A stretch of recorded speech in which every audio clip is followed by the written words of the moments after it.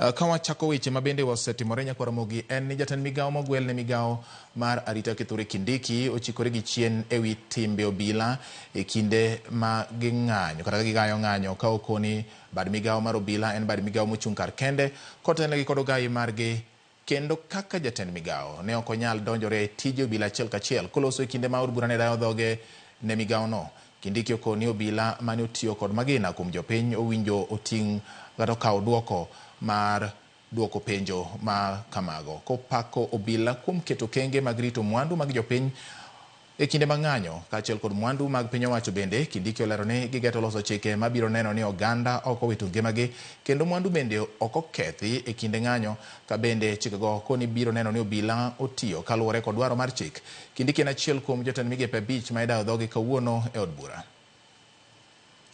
Happened in the last 2 months in this country, the demonstrations and the kind of thing that happened, in my view, you look like somebody was lost. Your presence was not being felt.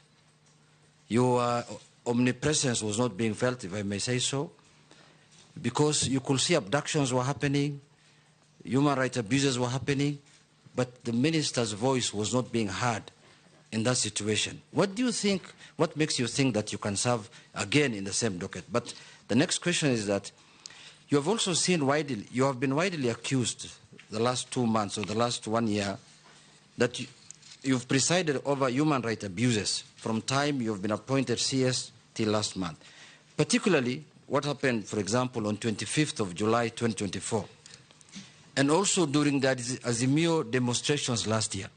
More than 75 Kenyans lost their lives. And last month also, more than 50 Kenyans lost their lives. So there's a feeling that the national police response to protest is stuck in the old way of doing things.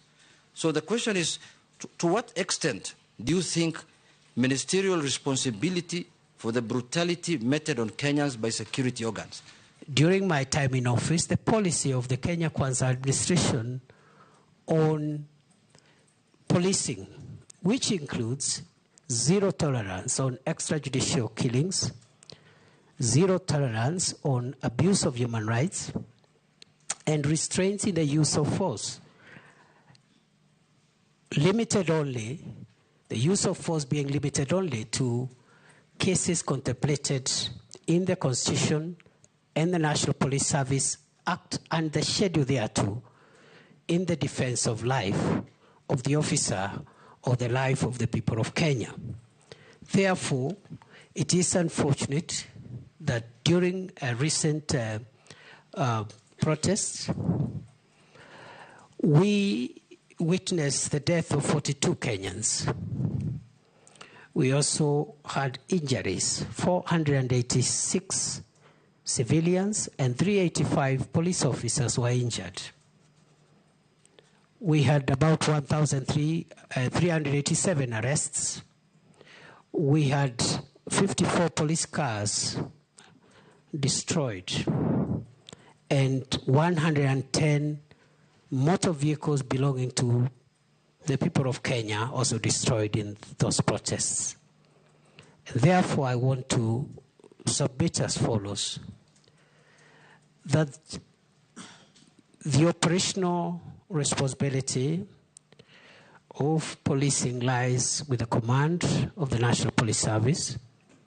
It is my estimation that on a broader scale of things, generally, the police tried their best to protect the country against mobs of criminals, arsonists, and other dangerous people, including those who visited Parliament and wanted to kill parliamentarians and other people.